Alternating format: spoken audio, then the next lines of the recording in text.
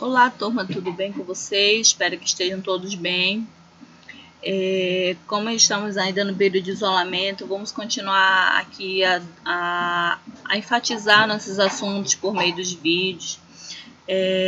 Vamos aí dar seguimento ao nosso último assunto, nosso grupo 1.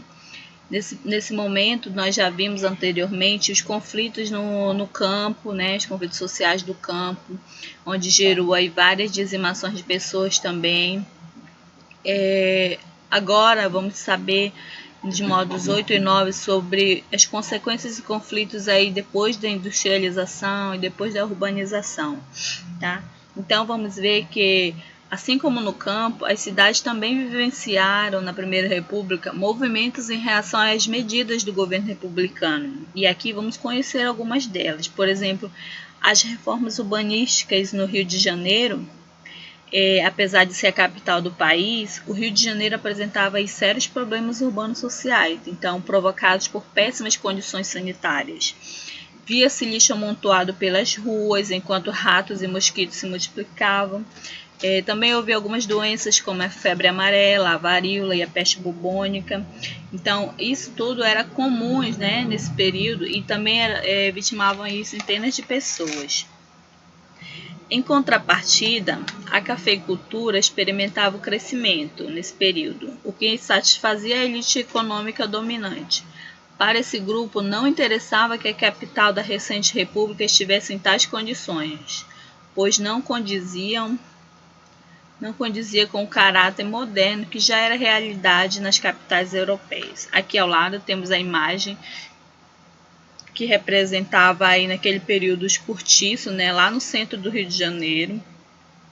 Como vocês podem ver, todos amontoados, as casas umas próximas das outras, né? Então, por isso que era importante e necessário realizar a limpeza do Rio de Janeiro. Então, combatendo aí os transmissores de doenças que acabavam espantando investimentos estrangeiros e atraindo a recusa de empresas de navegação em atracar no porto do Rio de Janeiro. Por quê? Todo esse processo era necessário, porque durante as reformas urbanas no Rio de Janeiro, havia uma importância econômica, né, relacionada aí ao sucesso do saneamento básico. Então, com isso, eles precisavam que a situação sanitária do Rio de Janeiro, que estava aí prejudicando, né, os investimentos estrangeiros, precisava que houvesse essa mudança no saneamento básico, porque as empresas aí estavam recusando, né, a atracar e a navegar no porto da cidade. Então, além do perigo das doenças também, o Rio de Janeiro possuía um porto de pouca profundidade, o que impediu o acesso de grandes navios, né, a atracar no porto. Então, as ruas também eram estreitas e a falta de armazéns também contribuía para dificultar o comércio nesse período. E além dos perigos, né, das doenças, o Rio de Janeiro possuía um porto que exigia reformas urgentes, como eu disse. Então, isso impedia com que o acesso de grandes navios atracassem nesse porto. As ruas estreitas e a falta de armazéns, como eu disse, também contribuíram para dificultar, né? E outro fator também que foi de grande importância é o de que parte da população era pobre e vivia em cortiços, como acabamos de ver na imagem, lá na região do centro da capital. Então, ela era formada, sobretudo, por ex-escravos que, após a abolição, viram-se excluídos da dinâmica da sociedade, né, em razão da imigração e do preconceito também que eles sofriam. E nesse período eles não tinham condições de morar em melhores lugares, em melhores condições. Então, o que podemos entender é que nesse período, essa população negra da Primeira República, após a abolição da escravidão, a população negra vivenciou uma realidade marcada pela ausência de políticas para sua inclusão na sociedade, assim como pelo preconceito. Então, eles estavam vivenciando aí um momento em que ninguém estava querendo ajudá-los, né? Não tinha nenhuma política aí que pudesse ampará-los, então incluí-los na sociedade, além de que estavam sofrendo preconceito por serem negros, por serem ex-escravos. Então, além de o próprio Estado brasileiro não promover políticas públicas para que essa população fosse incluída, ele financiou uma política que ficou conhecida como branqueamento da população, para a purificação da população brasileira, com base nas ideias que defendiam a superioridade de um grupo sobre outro, né? Utilizando-se aí de critérios biológicos e sociais. Hoje, tais ideias são vistas como inaceitáveis, é claro, né? Então, a população negra também não recebeu apoio da sociedade de forma geral, visto que o racismo e o preconceito imperavam nas relações sociais, por exemplo, por meio de cargos e trabalhos que eles eram oferecidos, e até mesmo da quantidade de desempregados no período. Então, além de não fazerem a política, né, de inclusão, ainda fizeram aí esse novo programa, né, de branqueamento da população, ou seja, uma forma de purificar aí a população brasileira, certo? Então, nesse contexto, parte dos libertos após a abolição permaneceu no campo, como camponeses ou trabalhadores em áreas rurais, ainda que sem condições de viver com dignidade. Outros, entretanto, dirigiram-se às cidades com a esperança de conseguir trabalho e melhores condições de vida, né? Com melhores condições para sua sobrevivência, sendo recebidos também com preconceito nas cidades. Assim, não tinham condições de viver senão em cortiços ou moradias coletivas sem infraestrutura adequada. Por isso que gerou esse momento aí de crescente movimentos aí em cortiços, né? Crescente população em cortiços. Aqui ao lado vemos a imagem de uma vendedora negra em Belém do Pará, por volta de 1869, após a abolição da escravidão, a condição social dos escravizados manteve-se precária. Então sabemos aí que os negros não tiveram apoio da República, não tiveram apoio social, ou seja, da sociedade, né? Além disso, não teve políticas públicas que os ajudassem, que melhorassem suas vidas após a abolição da escravidão, e fazendo com que nesse período esses movimentos, né, tivessem aí grande relevância, né? Também esse período ficou aí submetido ao racismo e ao preconceito. Muitos permaneceram lá no campo também, porque as suas condições de vida não eram boas na cidade, tá? Então outros se dirigiram à cidade, tentando aí conseguir o melhor trabalho, melhor condição de vida, tá? Então essa era o momento que os negros estavam passando no período da Primeira República. Aqui temos que observar que, para levar adiante o projeto de reurbanização, o presidente Rodrigo Alves, da época, de 1902 a 1906, nomeou um engenheiro chamado Pereira Passos para administrar a prefeitura e o médico sanitarista, né? Ele nomeou o engenheiro Pereira Passos para administrar a prefeitura e o médico sanitarista Oswaldo Cruz para cuidar da saúde pública. Então, iniciou-se aí o processo conhecido como regeneração. Esse processo foi por meio do qual Pereira Passos organizou e realizou aí reforma do porto da cidade, né? Também na região central, e elaborou medidas para as reformas sanitárias de modo geral. Assim, os cortiços e prédios antigos foram derrubados, desalojando parte da população do centro, que ficou desabrigada, e foi empurrada aí para a periferia e para os morros, né? Então, chegando nesses locais, construíram então habitações precárias, com os materiais que conseguiam pegar das demolições, tá? Com isso, surgindo aí assim as primeiras favelas. Então, como podemos entender que surgiu as primeiras favelas? Foi a partir do momento que Pereira Passos aí fez aí esse movimento aí de regeneração, ou seja, de reurbanização da cidade, eles fizeram com que essa reforma, né, acabassem aí com os cortiços que havia lá no centro da cidade. Então houve várias demolições, então esses cortiços, esses prédios aí antigos foram derrubados, fazendo com que as pessoas que moravam nesses lugares fossem desalojadas. E então parte dessa população foi empurrada mesmo para as áreas periféricas da cidade, né, para os morros, onde não tinha condições de vida, não tinha condições de morar. Então, eles começavam a pegar os restos dessas demolições, dessas construções, e faziam suas próprias habitações, tá? Então, essas próprias habitações eram precárias, porque eram com restos de materiais, né? Então, foi a partir desse momento que surgiu as primeiras favelas. Como sabemos, as favelas do Brasil ainda existem até hoje, são imensas, né? São mesmo em morros, como nós sabemos, né? Então, todo esse processo, como estamos vendo aqui ao lado na Avenida Brasil, lá no Rio Branco, na Avenida Rio Branco, durante o processo de pavimentação do Rio de Janeiro em 1905, tudo demolido na cidade, já começando a iniciando novas construções, né?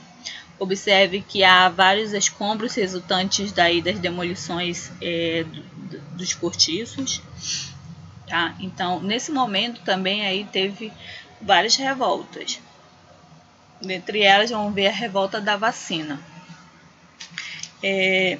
Sabemos que com tudo isso, com todo esse movimento, houve uma insatisfação da população com os benefícios de uma urbanização aí autoritária, né? Então, a revolta da vacina, enquanto isso, como parte da política sanitária de primeiros passos, de Pereira Passos, Oswaldo Cruz formou as brigadas sanitárias. Pereira Passos já fez a sua regeneração, ou seja, a sua reurbanização lá no centro do Rio de Janeiro. Agora entra Oswaldo Cruz com as suas reformas, né? Ou seja, nesse período ele formou aí as brigadas sanitárias, que eram equipes de vacinadores, que adentravam as casas e vacinavam as pessoas, utilizando-se de força quando necessário. Então, a partir desse momento que foi a revolta da vacina, porque eles entravam nas casas das pessoas e vacinavam, mas com a força bruta, né? Quando era necessário. Então, a maior resistência ocorreu no combate à varíola, em que o povo se opôs fortemente à vacinação. Nesse período da varíola, o povo não quis ser vacinado, então gerando aí um combate, né? Com o governo. Não havia sido feita uma campanha para a conscientização da população. Então, por falta de informação e esclarecimento, a população duvidava da eficácia da vacina. E, apreensivos e desconfiados, os cariocas passaram a praticar desordens pelas ruas da cidade. Então, a população muitos desabrigados, né, muitos desalojados, ainda tinham que enfrentar esse período aí de reformas sanitárias, né, onde nesse período começaram aí a combater a varíola. Então, sem informações, sem um processo de conscientização para a população de que valia a pena aquele momento de vacinação, a população duvidou, achou que era uma forma de dizimar a população, né, também. E com tudo isso geraram aí várias desordens pelas ruas da cidade, né? E também vemos que nesse período o movimento aí ampliou-se para todos os segmentos sociais que passaram a exigir o saneamento básico e a urbanização da cidade, né? Então, aliás, esse fato não existiu, né? Então, o movimento de contestação à vacina foi ampliado pelo descontentamento popular diante do desemprego e da inflação, né? Então, os políticos exploraram a situação criando a Liga contra a Vacinação Obrigatória, sob a presidência do senador Lauro Sodré, no centro da classe operária. No Congresso, Oswaldo Cruz conseguiu a aprovação da Lei da Vacina Obrigatória, mas a onda de agitações contra a medida já percorria as ruas, né? Então, O Rio de Janeiro aí tornou-se assim um palco de um conflito em que a população estava envolvida, sem casa, sem alternativa e acuada pela violência policial e pela violência da vacinação, juntamente com cadetes da Escola Militar da Praia Vermelha, que também se rebelaram contra o governo, adeptos aí do positivismo e do florianismo. Esses militares desejavam derrubar os cafeicultores paulistas que controlavam o país desde 1894. Então, do caos passou-se a um verdadeiro campo de guerra, né? Então, no contexto aí da revolta da vacina, é importante que vocês compreendam que esse modo que a falta de informação e de uma política de conscientização da população foi prejudicial e contribuiu para o conflito, né? Então, esse movimento do período da vacina, né, de contestação à vacina, foi ampliado aí pelo descontentamento popular diante do desemprego e da inflação, e também houve o apoio dos cadetes e políticos que aproveitaram o momento para tentar canalizar a revolta popular para seus próprios propósitos. Então, aqui abaixo vemos que o Jornal do Comércio descreveu as ocorrências dos dias 12, 13 e 14 de novembro de 1904 da seguinte forma: os soldados de lança em riste avançaram contra a multidão. Outra força postada no lado oposto recebeu ordem idêntica. Trava-se então de uma luta veemente, sibilando balas, cortando os ares, pedras e toda sorte de projéteis. O povo reagia ferozmente a tiros e pedradas, fugindo, recuando, avançando de novo, caindo, feridos, tombando e mortos. Descargas cerradas atrovoavam os ares, tombando vítimas sem conta. Um menino caído, morto na calçada do tesouro. Então, toda a rua estava cheia de manchas de sangue. Esse foi aí a descrição feita pelo Jornal do Comércio, né? Dos dias 12, 13 e 14 de novembro de 1904. Então, a partir disso, no dia 16, o governo revogou a obrigatoriedade da vacina antivaríolica e decretou estado de sítio por 30 dias. A política e as tropas leais ao governo conseguiram reprimir aos poucos os amotinados. Então, centenas de pessoas foram presas, colocadas em navios e enviadas ao Acre, recém-incorporado ao Brasil. A escola militar da Praia Vermelha foi fechada e depois demolida, e os militares revoltosos foram expulsos do exército. Vitorioso, o governo conseguiu obter o retorno da vacinação em larga escala e deu continuidade à reurbanização da cidade. Tá? Outra revolta também que foi muito conhecida foi a Revolta da Chibata, que surgiu lá em 16 de novembro de 1910, onde o marinheiro Marcelino Rodrigues de Menezes foi levado ao convés do Encoroçado, Minas Gerais, Encoroçado, Minas Gerais, para receber uma punição por ter se embriagado e brigado com outro marinheiro. O comandante João Batista das Neves, que tinha satisfação em ministrar os castigos, foi pessoalmente comandar o ritual macabro, com 250 chibatadas. Então, os castigos corporais eram um dos fatores que mais revoltavam os marinheiros, bem com a insatisfação quanto à jornada de trabalho excessiva, os péssimos salários, condições de trabalho. Então, a punição com chibata havia sido extinta logo após a proclamação da República. Entretanto, grande parte dos oficiais da Marinha eram descendentes da aristocracia escravocrata imperial, e os marinheiros eram, na maior parte, mulatos ou negros.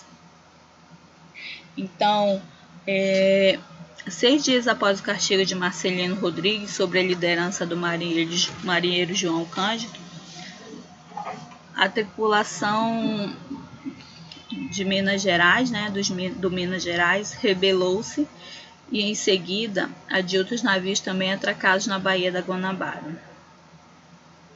Os amotinados tomaram o comando do navio e, no Minas Gerais, o comandante João Batista das Neves foi morto. Os marinheiros ameaçaram bombardear a capital caso não fossem atendidas suas reivindicações.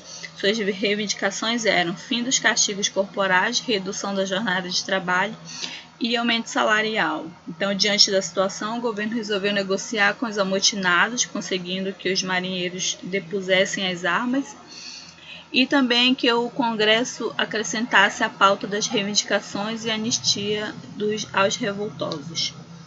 Então, sabemos aí que a revolta da Chibata foi ocorrida lá em 1910, né? Como um movimento aí de resistência dos marinheiros aos castigos corporais. Então, o tratamento comumente utilizado contra os escravizados e implantado também dentro dos navios, revelando a manutenção das condições sociais escravagistas entre os oficiais de origem aristocrática e os marinheiros oriundos das camadas populares, foi aí que gerou esses vários conflitos. Tá? Então, aqui embaixo vemos aqui o grupo de marinheiros revoltosos, né, de 1910, durante a revolta da Chibata. João Cândido Felisberto, o Almirante Negro, de 1880 a 1969, está no centro, com as mãos à altura da cintura, ao lado do repórter de terno. Aqui. Este era o Almirante Negro da época.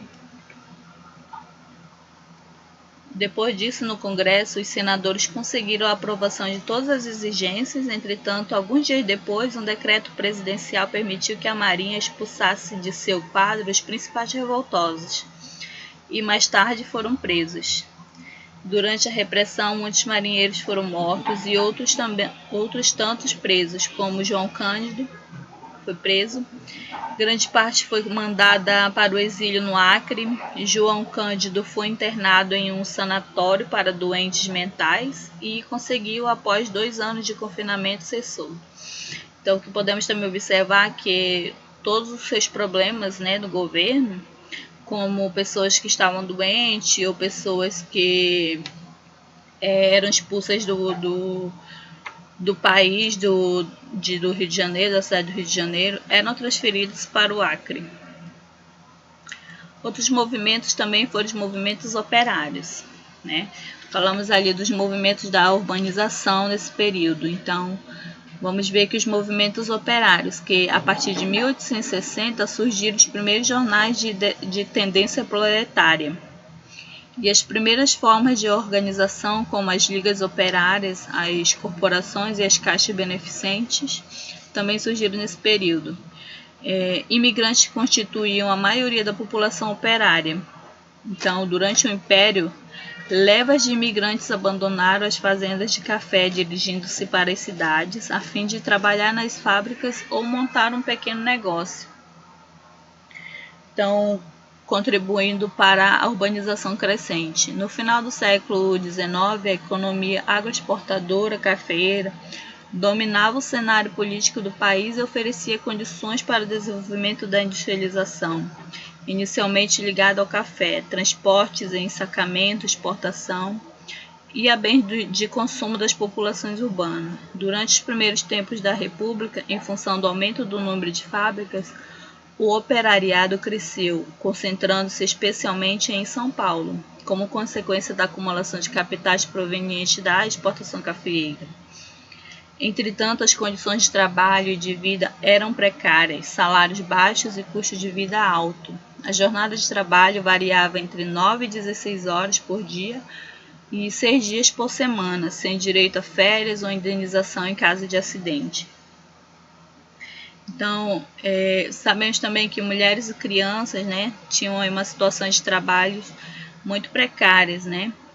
Os trabalhadores também, homens adultos, era precária, além de receberem salários mais baixos nas indústrias têxteis.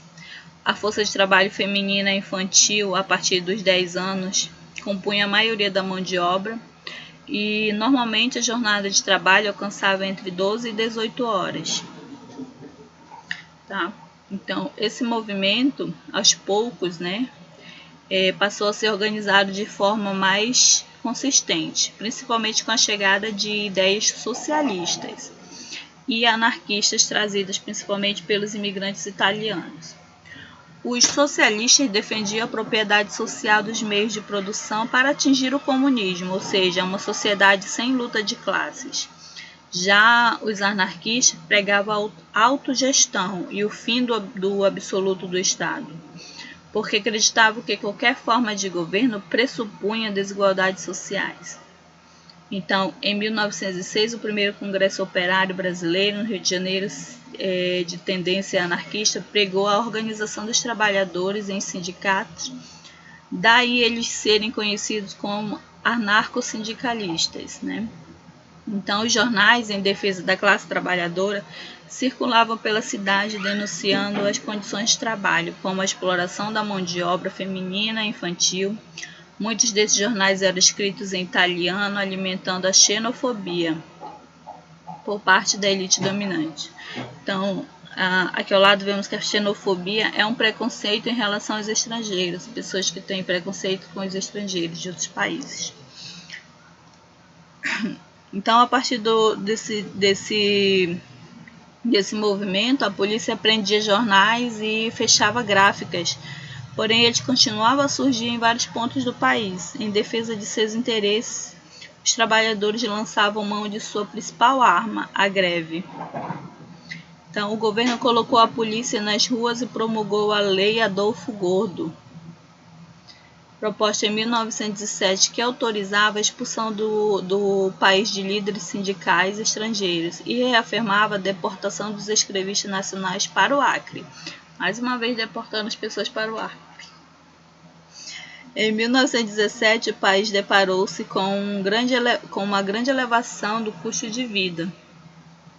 Como reflexo da Primeira Guerra Mundial, aproveitando o sucesso da Revolução Russa de inspiração socialista, os operários promoveram uma das maiores greves já ocorridas até então.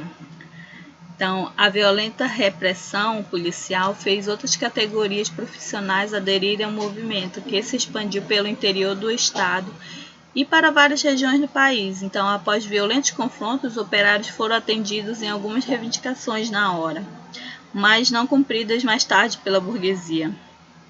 Na década de 1920, os movimentos operários continuaram a se manifestar, ajudando a provocar a crise da República Oligárquica. Aqui temos imagem da manifestação feita pelos grevistas de 1917. Né? Então, aqui vemos que a compreensão das raízes do movimento operário nessas organizações durante o Império e a influência das ideias trazidas pelos europeus são fundamentais para que vocês compreendam os desdobramentos das relações sociais ao longo do século XX, que serão estudados ainda neste ano, né? Então, assim é importante auxiliá-los a recordar sobre as doutrinas sociais europeias do século XX, de que forma elas foram trazidas para o contexto brasileiro face à insatisfação do operariado. Então, vimos aqui que esse movimento operário, ocorrido durante as primeiras décadas do regime republicano no Brasil, ficou caracterizado aí pela existência de lideranças de imigrantes europeus que traziam a experiência de organização de seus países de origem. Com isso aí, gerando vários movimentos, né, operários nesse período. Então, aqui finalizamos o nosso grupo 1. Fiquem observando que na plataforma tem a atividade de vocês, que é referente ao livro. Tem as instruções para que vocês possam fazer e me devolver lá na plataforma mesmo. Até logo!